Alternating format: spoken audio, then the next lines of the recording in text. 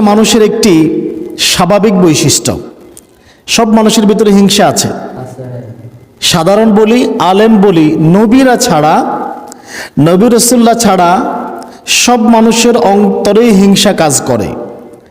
আর শয়তানের ওয়াসওয়াসায় এই হিংসা কাজে পরিণত হয়। হিংসাটা প্রথমে মনে আসে। কোথায় আসে? মনে আসে। শয়তান তখন ওয়াসওয়াসা দিয়ে তাকে উত্তেজিত করে, এটাকে কাজে পরিণত করার জন্য। এরপরে এই ওয়াসওয়াসায় পড়ে আমরা আমাদের অন্তরের হিংসাকে কাজে পরিণত করি। আসমানে এবং জমিনে করা প্রথম অপরাধের নাম হচ্ছে হিংসা। প্রথম অপরাধের নাম কি? কি বললেন এটা? জি, আসমানে জমিনে প্রথম করা অপরাধ শিরিক নয়, কুফরিও নয়। প্রথম করা অপরাধের নাম হচ্ছে কি? হিংসা। হিংসার কারণেই পাপের সূচনা হয়েছিল।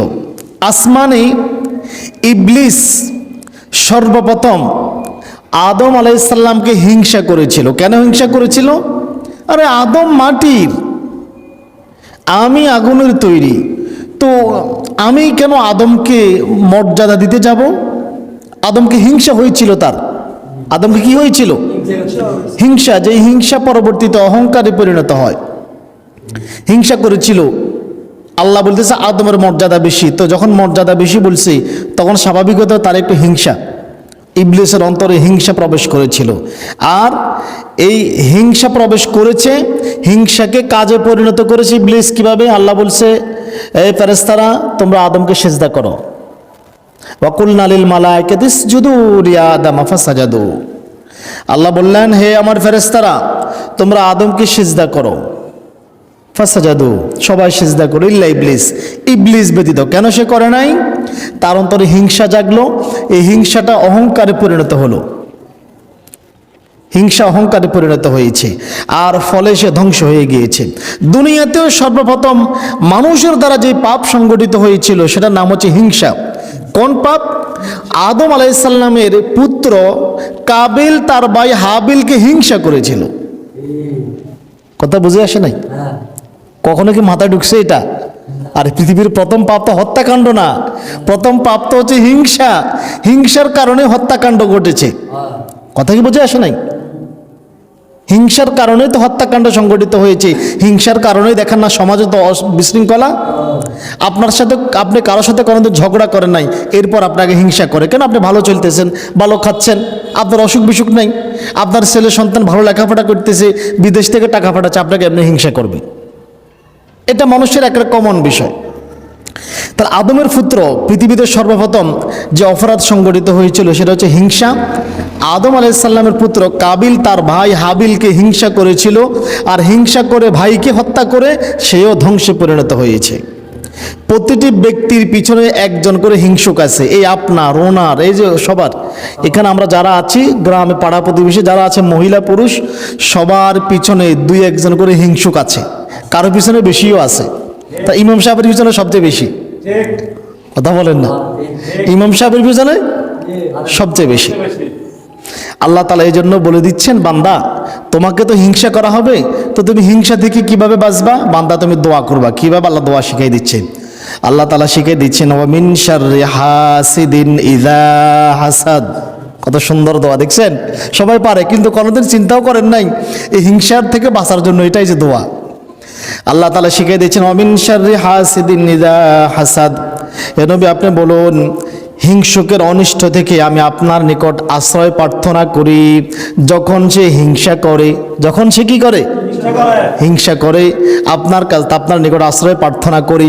তার মানে বোঝা যায়, অনেকে বলে হুজুর আমি তো কোনোদিন কারো কোনো ক্ষতি করি নাই, কারো কাঁচা লাইলেও ফাও দিই নাই, আমি তো চেষ্টা করি ভালো চলার জন্য, কারোর সাথে ঝগড়াঝাটি না করার জন্য, তবু আমার শত্রু কেন?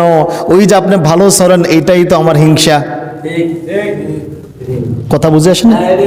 আপনি যে ভালো চলতেছেন, ভালো খাচ্ছেন, এটাই তো আমার হিংসা। হিংসা পাপের দরজা খুলে দিয়েছে। হিংসা পাপের দরজা খুলে দিয়েছে। আর সেই দরজার দারোয়ানের নাম হচ্ছে ইবলিস।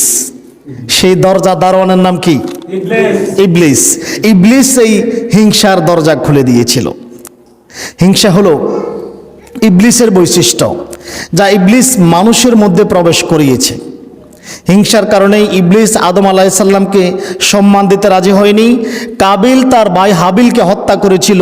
ইউসুফ আলাইসাল্লামের ভাইয়েরা হিংসার কারণেই, ইউসুফ আলাইসাল্লাম ছিলেন ছোট মানুষ, হিংসার কারণেই ইউসুফ আলাইসাল্লামের ভাইয়েরা তাকে হত্যা করার চেষ্টা করেছিল। হিংসার কারণেই মক্কার লোকেরা চিন্তা করলো, আবু জাহেল চিন্তা করলো, আমি এত বড় নেতা, এত বড় নেতা, বুঝি এতিম মুহাম্মদ যার বাপ নাই সে বুঝি নবী হবে, এটা হয়? হিংসার কারণে মক্কার লোকেরা মুহাম্মদ সাল্লাল্লাহু আলাইহি সাল্লামকে নবী হিসাবে মানতে পারে নাই। হিংসার কারণে ইহুদিরা মুহাম্মদ সাল্লাল্লাহু আলাইহি সাল্লামকে নবী হিসাবে মানতে পারে নাই। এই হিংসা মানুষের রন্ধ্রে রন্ধ্রে রন্ধ্রে রন্ধ্রে ইবলিশ প্রবেশ করায় দিয়েছে। এইভাবে হিংসা মানুষের সকল আমলকে একেবারে ধূলিসাৎ খেয়ে ফেলে, নষ্ট করে ফেলে। বলা আছে ইবলিস, আসমানের এমন কোনো জায়গা ছিল না যেখানে ইবলিস সিজদা করে নাই, আল্লাহকে সিজদা করে নাই। ইবলিস এত বেশি আমল করেছিল, তার আমলের পরিমাণ এত বেশি, কিন্তু এই হিংসার ফলে ইবলিসের সমস্ত আমল কি হয়ে গেছে? ধূলিসাৎ হয়ে গেছে। আল্লাহ নবী এই কথা বলেছেন সুনানে আবু দাউদের 4903 নম্বর হাদিস। হযরতে আবু হুরায়রা রাদিয়াল্লাহু তাআলা আনহু বলেন, ক্বালা রাসূলুল্লাহ সাল্লাল্লাহু আলাইহি ওয়াসাল্লাম, রাসূল সাল্লাল্লাহু আলাইহি ওয়াসাল্লাম বলেছেন, ইয়াকুম ওয়াল হাসাদা, খবরদার, সাবধান, তোমরা হিংসা থেকে বেঁচে থাকো। কি থেকে বেঁচে থাকো? হিংসা থেকে বেঁচে থাকো। ফাইনাল হাসাদা ইয়াকুলুল হাসানাত, কেননা হিংসা সকল ভালো আমল, নেক কাজগুলি, ভালো কাজগুলিকে খেয়ে ফেলে, জ্বালিয়ে ফেলে, ধ্বংস করে দেয়। কিভাবে ধ্বংস করে? কামা তাকুলুন নারুল হাতাবা, যেইভাবে আগুন কাঠ বা খড়িকে কাঠ, যেমনিভাবে আগুন কাঠ অথবা লাকড়ি বা খড়িকে আস্তে আস্তে জ্বালিয়ে একেবারে খেয়ে ফেলে, ধ্বংস করে দেয়, তেমনি করে কারো মনের ভিতরে যদি একবার হিংসা প্রবেশ করে, তার সমস্ত আমল এই হিংসা বরবাদ করে দিবে। হিংসুকের হিংসা একসময় অহংকারে পরিণত হয়, কারণ সে অন্যদের চেয়ে নিজেকে বড় মনে করতে চায়, অন্যদেরকে ছোট এবং হেয় করার চেষ্টা করে। আর হিংসা তাকেই করা হয় যে মর্যাদায় হিংসুকের চাইতে উপরে। কথা কি বুঝে আসছি? হিংসা তো আমি আমার চাইতে ছোট কাউকে হিংসা করব না, যে মর্যাদাগত দিক থেকে আমার উপরে তাকে হিংসা করে। সেটা এলেম দিকে হতে পারে, টাকা পয়সার দিকে হতে পারে, সৌন্দর্যের দিকে হতে পারে, ছেলে সন্তানের দিকে হতে পারে, ধন দৌলতের দিকে হতে পারে, যেই দিকে হোক সে আমার চাইতে উপরে আছে, এজন্য তাকে হিংসা করা হয়। আপনার চাইতে অদম যারা, তাদেরকে আপনি হিংসা করবেন না।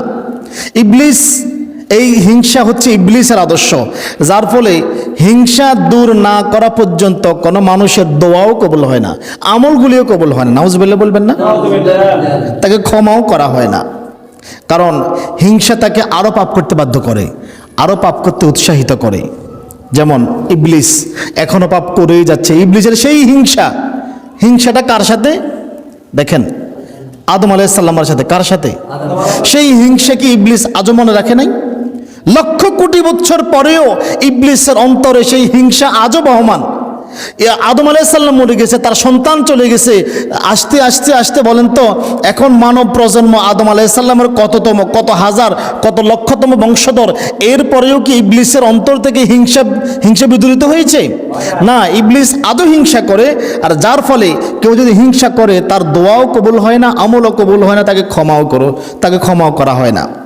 হাদিস থেকে দেখি, হযরতে আবু হুরায়রা রাদিয়াল্লাহু তাআলা আনহু বলেন, রাসূল সাল্লাল্লাহু আলাইহি ওয়াসাল্লাম বলেছেন, সোমবার এবং বৃহস্পতিবার জান্নাতের দরজাগুলি খুলে দেওয়া হয় এবং মুশরিক ব্যতীত সকল মুমিনদেরকে ক্ষমা করা হয়। সুবহানাল্লাহ বলবেন? সোমবার এবং বৃহস্পতিবার জান্নাতের দরজা খোলা হয়। এই জন্য আল্লাহ নবী সোম এবং বৃহস্পতিবার রোজা রাখতেন। আল্লাহ নবী বলতেছেন, মুশরিক ব্যতীত সকল মুমিনদেরকে ক্ষমা করে দেওয়া হয়, তবে এমন ব্যক্তিকে ক্ষমা করা হয় না যে তার অন্তরে তার ভাইয়ের জন্য, বোনের জন্য হিংসা রাখে। ভাই মানে কি? আপন ভাই বোন না, ইমানি ভাইয়ের কথা বলছেন, যে তার মুমিন ভাইয়ের জন্য, মুমিন বোনের জন্য অন্তরে হিংসা রাখে, তাকে ক্ষমা করা হয় না, তার দোয়া কবুল করা হয় না। ফেরেশতাদেরকে বলা হয় তার আমলগুলিকে ঝুলিয়ে রাখো, যেই পর্যন্ত না সে অন্তর থেকে হিংসা বিদরিত করবে, তওবা করবে, এই পর্যন্ত তার আমলগুলিকে ঝুলিয়ে রাখো। তার আমলগুলি কি করো? অন্তরে হিংসা রেখে আমল করে কোনো লাভ হবে না, আল্লাহ কবুল করবে না। সহিহ মুসলিমের হাদিস। আর হিংসুক যাদের হিংসা করে তাদের হেয় এবং ছোট করার জন্য হিংসা করে, ঠিক আছে না? আর হিংসুক যখন হিংসা করে তখন কি করে, যে মানে যাকে সে হিংসা করবে গোপনে প্রকাশ্যে তার দোষ, দুর্বলতা, ত্রুটি অনুসন্ধান করার চেষ্টা করে, ঠিক না? যেভাবে হোক তাকে ছোট করতে হবে। আর ছোট করার জন্য তার দোষ ত্রুটি গোপনে অনুসন্ধান করা শুরু করে। যেমনটা হিংসুক ইবলিস মানুষের সাথে আজও করে যাচ্ছে। আর ইবলিস তার এই মন্দ স্বভাব মানুষের মধ্যে তার থেকে প্রবেশ করাইছে। তাই আল্লাহ তাআলা এই যে হিংসা, তারপরে মানুষের গোপনে গোপনে মানুষের দোষ ত্রুটি অনুসন্ধান করা থেকে সাবধান করে দিয়েছেন। খবরদার হে আদম সন্তান, তোমার সাথে এটা যায় না, এটা ইবলিসের স্বভাব। ইবলিস হিংসা করেছিল, ইবলিস ধ্বংস হয়েছে, খবরদার তুমি হিংসা করো না, আল্লাহ তাআলা সাবধান করে দিয়েছেন। কোরআনুল কারীম সূরা হুজরাত আয়াত নং 12 আল্লাহ তাআলা বলেন, ইয়া আইয়ুহাল্লাযীনা আমানু জতানিবু কাসীরাম মিনাজ-যন্নি। আল্লাহ তাআলা বলেন, হে ঈমানদারগণ, তোমরা অধিক ধারণা করা থেকে বেঁচে থাকো, সন্দেহ করা থেকে বেঁচে থাকো। তোমরা ধারণা করা, সন্দেহ করা থেকে বেঁচে থাকো। কেননা ইন্না বা'দায-যন্নি ইসমুন, কেননা কতিপয় ধারণা, কতিপয় সন্দেহ পাপ। কতিপয় সন্দেহ কি? পাপ। তুমি যা দেখেছো তা সত্য নাও হতে পারে, সন্দেহ করো না, ধারণা করে কথা বলো না, ধারণা করে কারোর উপর দোষারোপ করো না, খবরদার, কেননা কতিপয় ধারণা পাপ। এরপর আল্লাহ তাআলা বলতেছেন, ওয়ালা তাজাসসু, খবরদার একে অপরের পিছনে গোপনে দোষ ত্রুটি অনুসন্ধান করো না, অন্বেষণ করো না।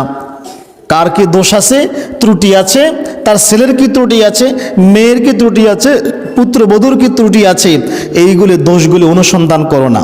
ওয়ালা ইয়াগতাব বা'দুকুম বা'দা, আর একে অপরের পিছনে নিন্দা করো না, গীবত করো না। হিংসুক প্রথমে হিংসা করে, তারপরে দোষ ত্রুটি অনুসন্ধান করে, তারপরে কি করে? গীবত করে, ছোট করার জন্য। কথা কি বুঝে আসে নাই? আল্লাহ তাআলা এটাই বোঝাচ্ছেন। গোপন দোষ ত্রুটি অনুসন্ধান করা হয় দুইটা কারণে। এক নম্বর কারণ হচ্ছে যাকে হিংসা করলাম তাকে ছোট করা, তাকে হেয় করা। কারণ তার হয়তো এলেমের মর্যাদা আমার চাইতে বেশি, অথবা তার আর্থিক অবস্থা আমার চেয়ে ভালো, তার ছেলে সন্তানগুলি আমার চেয়ে ভালো চলতেছে, তার পুত্রবধূ দেখছো নি 4-5টা পুত্রবধূ কোনো ঝগড়াঝাটি নেই, আর আমার পুত্রবধূগা ওগার গোলাকে বনে না, আছে না এমন? এই জন্য তার গোপন দোষ ত্রুটি অনুসন্ধান করে, এরপরে দোকানে পাটে সর্বত্রই গীবত করে বেড়ায়, আছে না এমন? আচ্ছা, এখন তাকে হিংসা করা হয় যার সমতুল্য আপনি হতে পারবেন না। মানুষ তাকে হিংসা করে যে আমার ছেলে মর্যাদা বেশি আর আমি তার সমতুল্য হতে পারবো না, এই জন্য তাকে হিংসা করা হয়। সোজা কথা, বর্তমানে হিংসার অবস্থা কোথায় গেছে জানেন? হিংসা করার পরে দোষ ত্রুটি অনুসন্ধান করে গীবত করার পজিশনটা কোথায় গেছে জানেন? এবার আসেন, রাগ করিয়েন না কেউ, আমি কাউকে রাগ করার জন্য বলি নাই। এই হিংসা করা, দোষ ত্রুটি অনুসন্ধান করা, এরপরে গীবত করা কোথায় কোথায় চলে গেছে একটু আইডিয়া নেন। সেটা হচ্ছে প্রথমত রাজনৈতিক নেতাদের ভিতরে প্রবেশ করছে। হিংসা, দোষ ত্রুটি অনুসন্ধান করে গীবত না করলে আপনার নেতাই হতে পারবেন না। রাগ বলে নাকি আমার কথায়?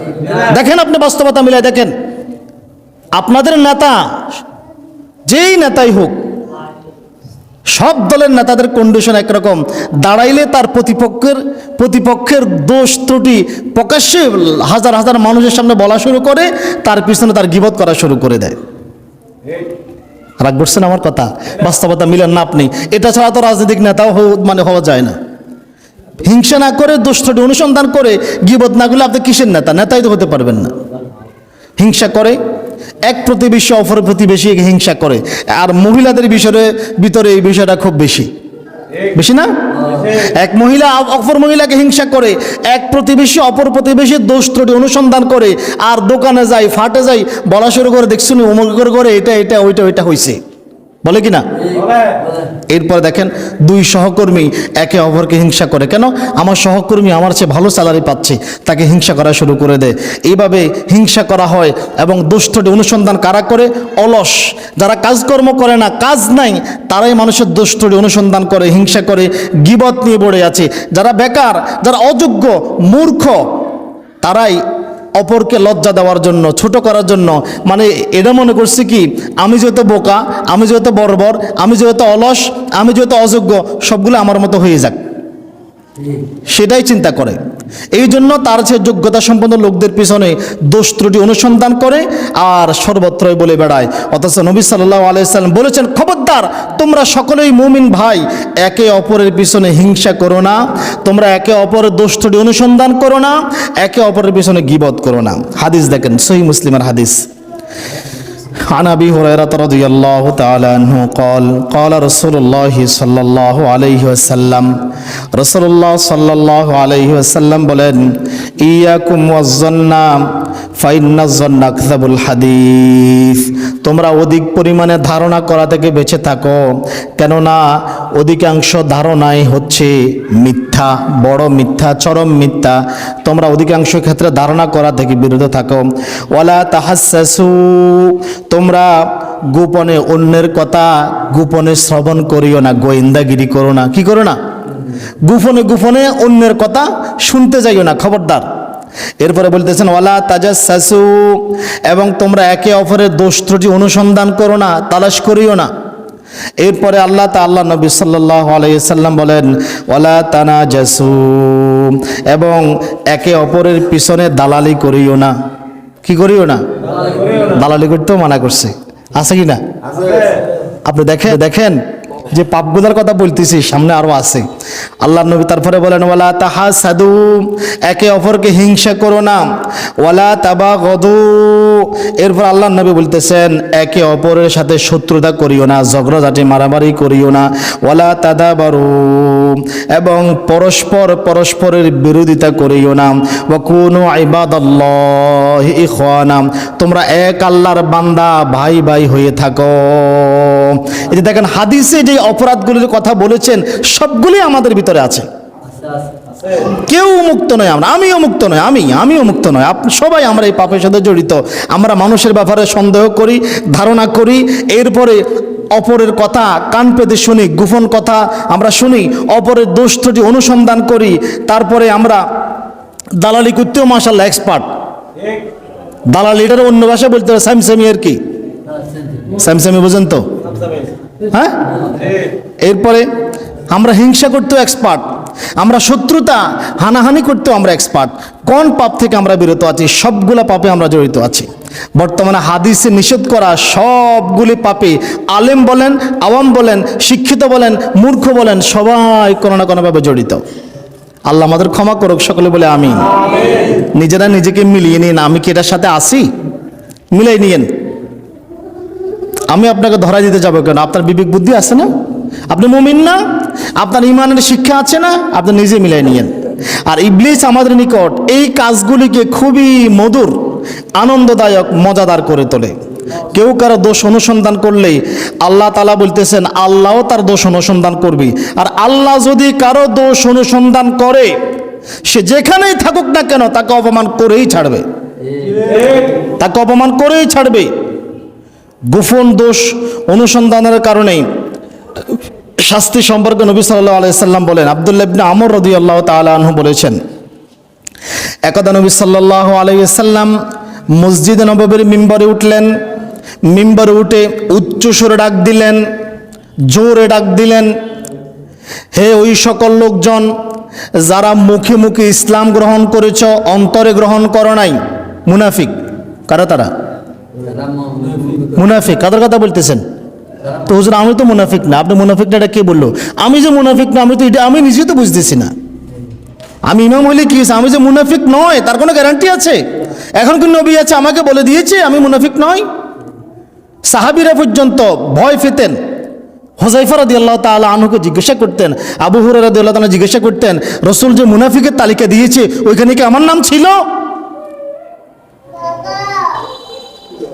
এখন আল্লাহর নবী বলতেছেন, হে ওই সকল লোক যারা মুখে মুখে ইসলাম এনেছ কিন্তু অন্তরে ইসলাম প্রবেশ করনি, ইসলাম গ্রহণ করনি, তোমরা খাঁটি মুসলমানদের কষ্ট দিও না, তাদেরকে লজ্জা দিও না, কষ্ট দিও না, লজ্জা দিও না, এবং তাদের গোপন দোষ ত্রুটি অনুসন্ধান করো না, তাদের গোপন দোষ ত্রুটি অনুসন্ধান করো না। আর একটা মানুষ ভাই, কেউ পাপের ঊর্ধ্বে নয়, আমিও তো পাপের ঊর্ধ্বে নয়, আমিও তো পাপের ঊর্ধ্বে নয়। তোমরা কেউ একে অপরের দোষ ত্রুটি গোপনে অনুসন্ধান করো না, কারণ যেই ব্যক্তি তার কোনো মুসলিম ভাইয়ের দোষ অন্বেষণ করে, দোষ তালাশ করে, আল্লাহ তার দোষ অনুসন্ধান করবেন। আর আল্লাহ যদি কারো দোষ অনুসন্ধান করে তাকে অপমানিত করেই ছাড়বেন, যদিও সে তার গৃহের ভিতরে লুকায়িত থাকে। নাউজুবিল্লাহ। কোথায় লুকাবেন আপনি? অপরের দোষ ত্রুটি অনুসন্ধান করে লজ্জা দিবেন, আর আপনার দোষ ত্রুটি আল্লাহ এমনভাবে প্রকাশ করে দিবে, সেটা আপনার হতে পারে, আপনার চারিত্রিক হতে পারে, অর্থনৈতিক হতে পারে, আপনার স্ত্রীর হতে পারে, সন্তানের হতে পারে, মেয়ের হতে পারে। দেখবেন আমাদের বাস্তব সমাজে এমনটা আছে, যারা অপরের হিংসা করে, অপরের দোষ ত্রুটি অনুসন্ধান করে, আল্লাহ তাদেরকে এমন লজ্জিত করে ঘরের ভিতরে লুকায়িত ছাড়া তাদের আর কোনো পথ থাকে না। আল্লাহ এটা করেই ছাড়েন, তাদেরকে অপমানিত করেন। হাদিস সুনানে তিরমিজির, খবরদার, আল্লাহ তাআলা অপমানিত করবেন যদি আপনি অপরকে অপমানিত করতে যান। হিংসুকরা দোষ অন্বেষণ করে আর মানুষের নিকট এটা বলে বেড়ায়, শুনছ অমুকের ঘরে এটা হয়েছে, অমুকটা অমুকে এইটা হয়েছে। আর মাশাআল্লাহ রাজনৈতিক নেতারা তো মাইকেই বলে, কথা বলেন না। গীবত না করলে তো আপনি নেতাই হতে পারবেন না। রাগ করলেন আমার কথা? সব দলের নেতা, সব দলের নেতা, ইসলামিক দল বলেন আর অন ইসলামিক দল বলেন, গীবত না করলে তো আপনি নেতাই হইতে পারলেন না। আপনার পার্শ্ববর্তী নেতার যদি দোষ নিয়ে আপনি আলোচনা করতে নাই পারেন, গরম বক্তব্য দিতে নাই পারেন, তাহলে তো আপনি নেতা নয়। যা বর্তমানে আমরা দোকানপাটে, আড্ডায়, জনসমাবেশে এই গীবত করাকে, হিংসা করে দোষ ত্রুটি অনুসন্ধান করাকে, এটাকে আমরা দেখি।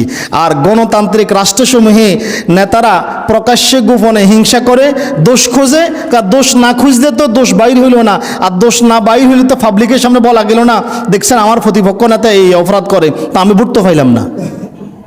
গণতান্ত্রিক রাষ্ট্রগুলা চলেই এভাবে। রাগ করলেন আমার কথায়? প্রকাশ্যে গোপনে নিন্দা করে, অথচ আল্লাহ তাআলা বলেছেন ওয়াইলুল লিকুল্লি হুমাযাতিল লুমাযা, প্রত্যেক সামনে এবং পিছনে নিন্দাকারীর জন্য ধ্বংস সুনিশ্চিত। আর গণতন্ত্র চলেই না এইসব ছাড়া, গণতন্ত্র চলেই না এইসব ছাড়া। সামনে পিছনে নিন্দা করাকে এখন বাক স্বাধীনতা বলে। কি বলে? টকশোতে বসে বসে অপর নেতার গীবত করে, এটাকে বলে বাক স্বাধীনতা। এটাকে কেমন বাক স্বাধীনতা বলে রে ভাই? স্বাধীনতার সংজ্ঞা কি তুমি আমাকে বোঝাও? অপরের পিছনে গীবত করা, তার দোষ ত্রুটি অনুসন্ধান করা, এটাকে কি বাক স্বাধীনতা বলে? কাল্লা, কখনো নয়। হায় হায়, প্রকাশ্যে করে। আল্লাহ আমাদের জাতিকে, এটা শয়তানের ফাঁদ, এটা শয়তানের ফাতানো ফাঁদ। আল্লাহ আমাদের জাতিকে হেফাজত করুক, সকলে বলে আমিন। এই গণতন্ত্র, বাক স্বাধীনতা, নারী স্বাধীনতা, নারী অধিকার, এইগুলা সবগুলাই হচ্ছে ইবলিসের একটা বুলডোজার মেশিন। কেমন বুলডোজার মেশিন? এটা দ্বারা জাতিকে বিভক্ত করে ফেলে, জাতিকে বিভিন্ন আদর্শ করে ফেলে। এমনি বলে আমরা জাতি ঐক্যবদ্ধ। কেমন ঐক্যবদ্ধ হইলেন? এত রাজ্যের দল রাখি জাতিকে ঐক্যবদ্ধ হয়? এটাই তো বুলডোজার। বাক স্বাধীনতার নাম দিয়ে, নারী স্বাধীনতার নাম দিয়ে, গণতন্ত্রের নাম দিয়ে জাতি শতদা বিভক্ত হয়ে আছে। আর শয়তানের চামচারা, শয়তানের অনুসারীরা আমাদেরকে এখন সেই শাসন করে। আমাদের দেশে শাসক কে হবে? এটা ওই শয়তানের চামচারা বাইরে থেকে ঠিক করে দেয়। কেন? হায় হায়, পরনিন্দা ও অপবাদ এখন রাজনৈতিক একটা আর্ট, রাজনীতি এটা আর্ট মনে করে সব দলের নেতারা। পরনিন্দা না করলে নেতা নয়, তাহলে আর্ট হয়ে গেছে, রাজনৈতিক আর্ট হয়ে গেছে, রাজনৈতিক শিল্প, শিল্পে পরিণত হয়েছে। অথচ আল্লাহ তাআলা বলতেছেন সূরা আল আহজাব আয়াত 58,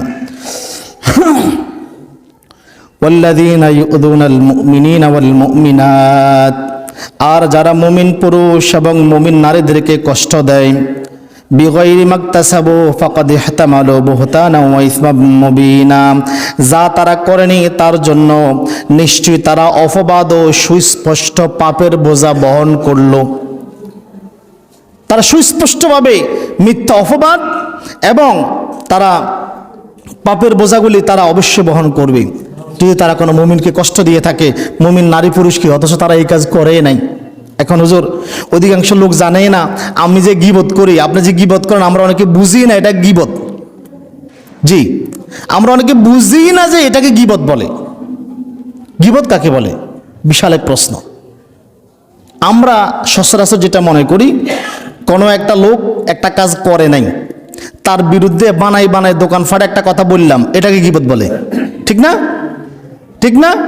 আমরা এটাই তো মনে করি, কিন্তু না, ইসলাম এটাকে গীবত বলে নাই, এটাকে বলছে বাহাত। এটা হচ্ছে তহমত, অপবাদ দেওয়া। তো গীবত কাকে বলে? গীবতের ব্যাপারে আল্লাহ নবীর হাদিস থেকে দেখেন, আনাবি হুরায়রা রাদিয়াল্লাহু তাআলা আনহু আন্না রাসূলুল্লাহ সাল্লাল্লাহু আলাইহি ওয়াসাল্লাম ক্বালা, আল্লাহ নবী সাল্লাল্লাহু আলাইহি ওয়াসাল্লাম সাহাবীদেরকে উদ্দেশ্য করে বলতেছেন, আতাদরুনা মাল গীবাতু, তোমরা কি জানো গীবত কি জিনিস, গীবত কাকে বলে? ক্বালুল্লাহু ওয়া রাসূলুহু আ'লামু, সাহাবীগণ বললেন আল্লাহ এবং তার রাসূলে ভালো জানে। আল্লাহ এবং তার রাসূলে, এটা সাহাবীদের বৈশিষ্ট্য ছিল, জানলেও আবার জানার জন্য কি বলতো, আল্লাহ এবং তার রাসূলেই ভালো জানে। আর আমরা তো মাশাআল্লাহ জিজ্ঞেস না করলে উজিজে উত্তর দেওয়া শুরু করি, ঠিক না? এখন আল্লাহ নবী বলতেছেন, ক্বালা যিকরাকা আখাকা বিমা ইয়াকরাহু, তুমি তোমার ভাইয়ের পিছনে, গীবত হলো ওই জিনিস, ওই বস্তু নিয়ে কথা বলা, তুমি তোমার ভাইয়ের পিছনে এমন বিষয়ে কথা বললে যা সে শুনলে কষ্ট পাবে, দুঃখ পাবে, তার ক্ষতি হবে। তুমি তোমার ভাইয়ের পিছনে এমন সত্য বললা যেটা সে করেছে, যে অপরাধটা তার ভিতরে আছে, কিন্তু এটা তার পিছনে বললে তার কানে গেলে সে কষ্ট পাবে।